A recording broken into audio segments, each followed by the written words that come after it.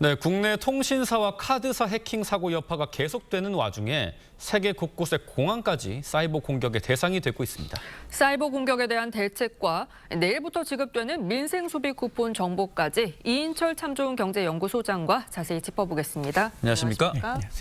네, 2억 4천만 원이 넘는 KT 소액 결제 피해가 당초에는 서울 금천구 광명시 정도로 알려졌는데 오늘 서울 서초와 동작 일대에서도 발생했다라는 사실이 나왔습니다.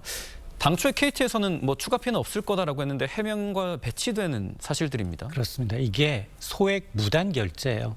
제가 결제하지도 않았는데 내가 잠자는 사이에 일부가 내 통장에서 돈을 빼갔다는 얘기입니다. 네. 자, 그러다 보니 이 지금 최초의 발표와는 좀 괴리감이 있습니다. 피해 지역도 더 늘어나고 있어요. 네. 말씀하셨던 것처럼 최초에는 광명시 금천구 일부에서 이제 소액 결제 해킹 피해가 발생했다라고 했는데 뚜껑을 열어보니 서초, 동작 등으로 이제 점차 피해 지역이 좀 확산이 되고 있고요.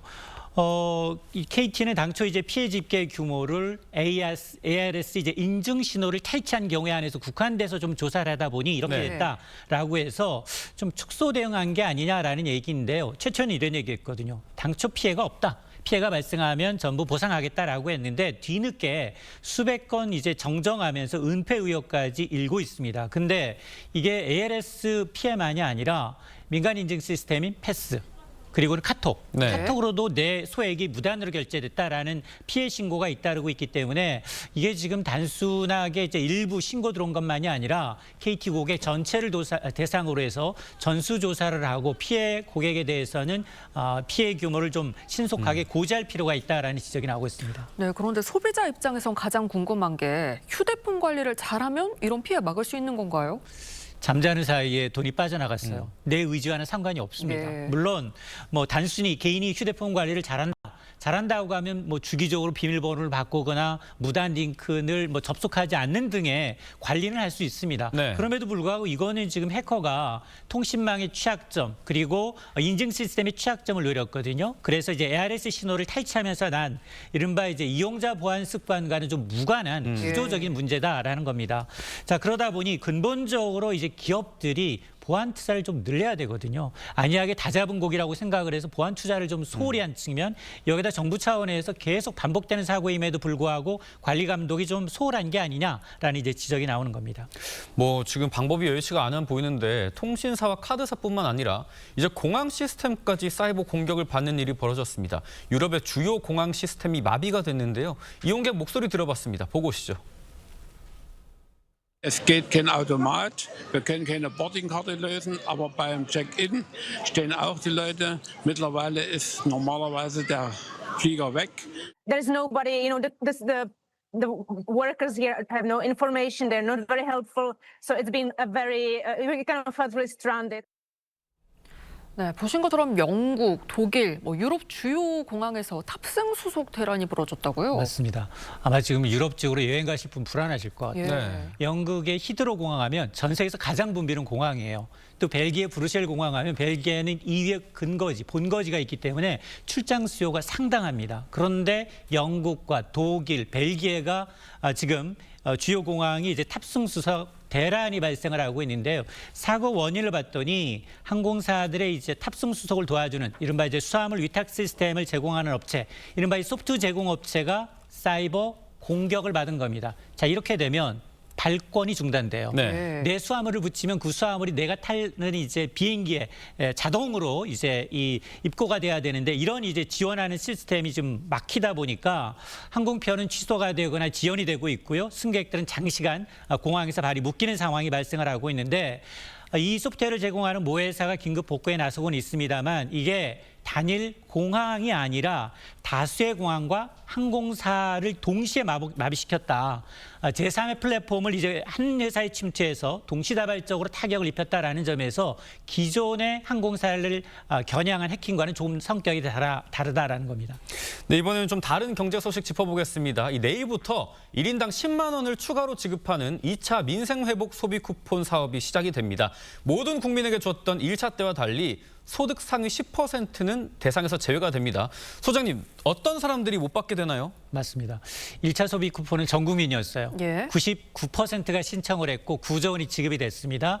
2차는 소득상의 10%를 제외한 전 국민 90%에 대해서 내일부터입니다. 1인당 10만 원씩 지급이 되는데 기본적으로 가구별 건강보험료가 기준입니다. 네. 기준으로 하위 90%를 선정하게 되는데 직장 가입자라면 이제 보험료 1인당 22만 원 이하를 받고 있는 사람들, 4인 가구라면 51만 원 이하의 건보를 내고 있다면 받을 수가 있고 두 가지 조건이 더 추가됩니다. 네. 고액자산가는 제외가 되는데요.